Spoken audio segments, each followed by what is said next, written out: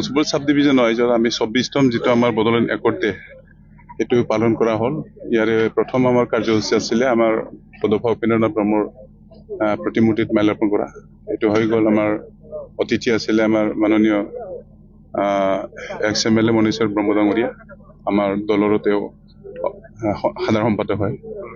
লগতে ইয়াৰ পিছত আমাৰ দ্বিতীয় কাৰ্যসূচী আছিলে আমাৰ হোমেষ্টু মাৰ্টাৰ যিসকলে শ্বহীদ এই শ্বহীদ বেদীত মাল্যাৰ্পণ কৰিলে আমাৰ অনাৰেবল EM আগষ্ট টিকা ডাঙৰীয়া।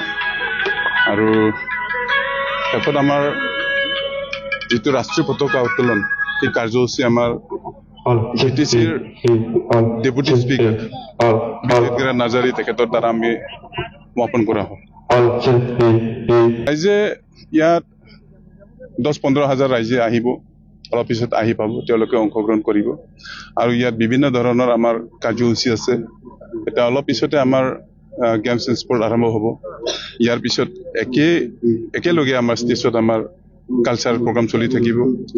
আমাৰ BTCৰ চুক্তিৰ ওপৰত আমাৰ কুইজ কম্পিটিশ্যন, এক্সটেম্পৰ স্পীচ, এই গোটেইখিনি কাৰ্যসূচী আমাৰ আজিৰ ভিতৰতে হৈ যাব। আমাৰ যিটো BTC চৰকাৰ গঠন কৰাৰ আগতে আমি 5টা গেৰেণ্টি আমি দিছিলোঁ চৰকাৰে।